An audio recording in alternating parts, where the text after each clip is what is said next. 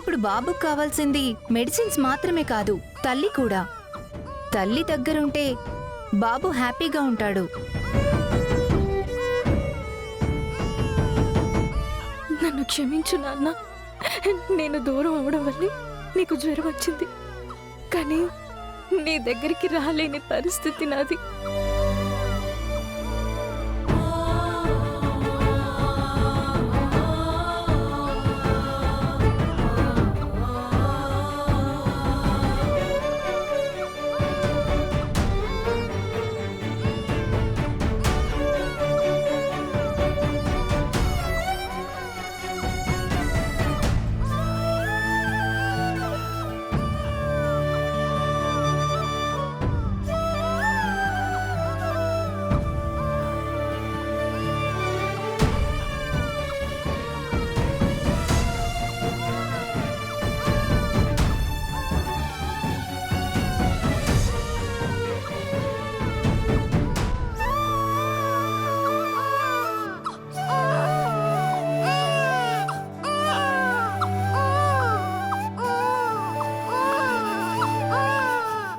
నువ్వేమీ నా బాబుని చూసుకోనక్కర్లేదు.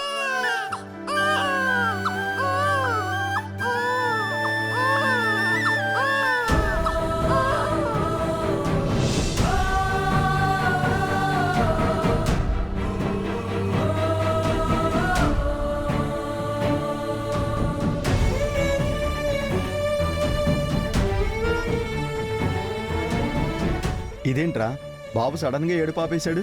ఏమైందిరా?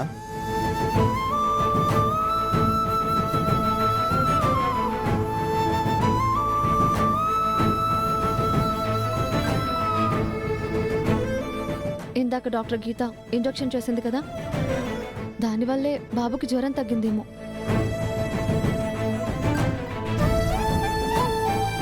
సరేరా, టేక్ కేర్. బాబుకి జ్వరం తగ్గకపోతే నాకు ఫోన్ చేయి. గీత గారు ఒక నర్సును పంపిస్తారు. Thank you. పదమ్మా.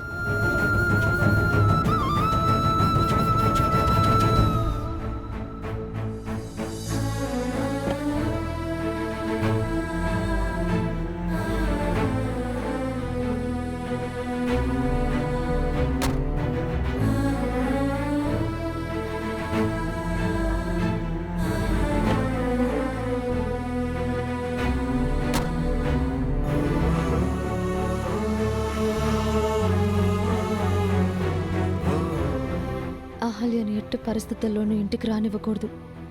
నేనే బాబుని చూసుకోవాలి. అప్పుడే బాబు నాకు దక్కుతాడు. ఇటు నుంచి ఇటే గౌతమ్ వాళ్ళ ఇంటికి వెళ్తాను.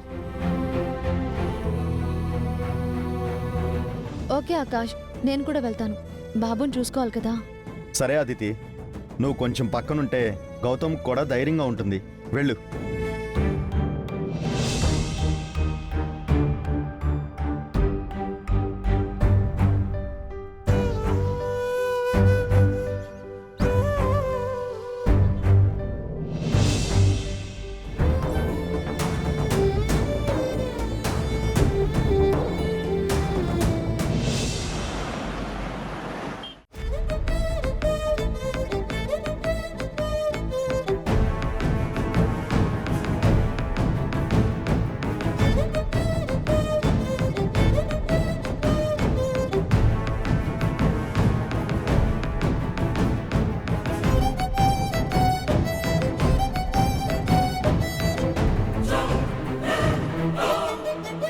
అహల్య వచ్చిందా? అమ్మా ఇంకా రాలేదు సార్. రాత్రి అన్నంగా బయటికి వెళ్ళింది, ఇంకా రాకపోవడం ఏంటి? ఎక్కడికి వెళ్ళింది? పోనీ మేమిద్దరం వెళ్ళి ఆ అమ్మాయిని వెతికి తీసుకురమ్మంటారా సార్? రాత్రి తను వెళ్తున్నప్పుడు ఆపకుండా ఏం చేస్తున్నారు మీరు? ఇప్పుడు వెళ్ళి వెతుకుతారా? తను కానీ ఇంటికి తిరిగి రాకపోతే మీ ఇద్దరిని చంపి ముక్కలు ముక్కలుగా నరికేసి కాకులకి గెద్దలకి వేస్తాను.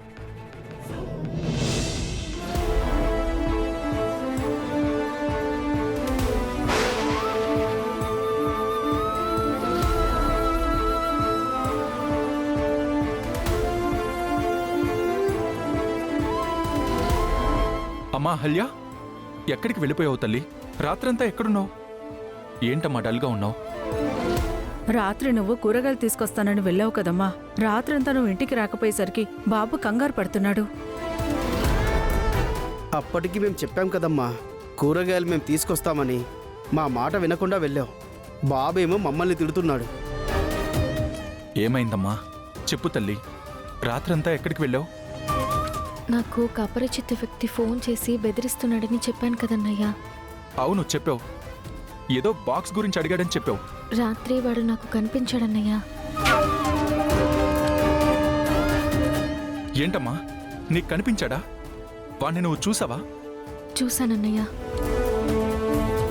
కానీ మొహం కనిపించకుండా మాస్క్ పెట్టుకున్నాడు. మాస్క్ పెట్టుకునేవాడే నీకు ఫోన్ చేస్తున్నాడని నీకెలా తెలుసమ్మా? ఒకసారి వాడు నాకు వీడియో కాల్ చేశాడన్నయ్యా. అప్పుడు తన మాస్క్ నాకు చూపించాడు. అలా వాణ్ణి గుర్తుపట్టాను. వాణ్ణి నిన్నేమైనా చేశాడా అమ్మా? రాత్రంతా వాణ్ణి నిన్ను బంధించాడా?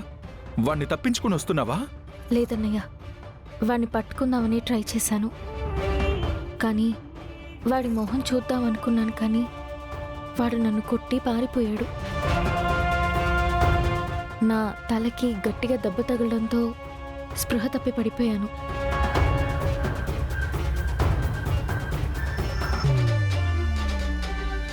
ఏంటమ్మా స్పృహ తప్పి పడిపోయావా? రాత్రంతా అక్కడే ఉండిపోయావా? నాకు స్పృహ తప్పిన తర్వాత ఏం జరిగిందో నాకు తెలియదన్నయ్యా. కళ్ళు తెరిచి చూస్తే హాస్పిటల్లో ఉన్నాను.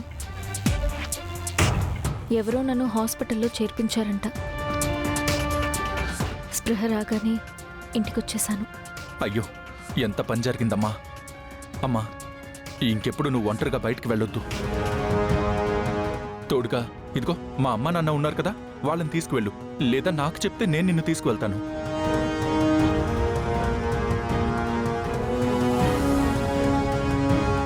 ఏంటమ్మా ఆ మాస్క్ మ్యాన్ గురించి భయపడుతున్నావా? ఈసారి వాడు ఫోన్ చేసినా నీకు కనిపించినా నాతో చెప్పమ్మా. వాడు జీవితంలో నీ జోలికి రాకుండా నేను చూసుకుంటాను. సరే అన్నయ్య. వెళ్ళమ్మా, వెళ్ళి ఫ్రెష్ అవ్వు. అమ్మా నువ్వు టిఫిన్ రెడీ చేయి. అలాగే బాబు. రాత్రంతా హాస్పిటల్లో ఉన్నావా? ఆ బాక్స్ నా చేతికి రాని డైరెక్ట్గా నిన్ను మార్చరీకి పంపిస్తాను.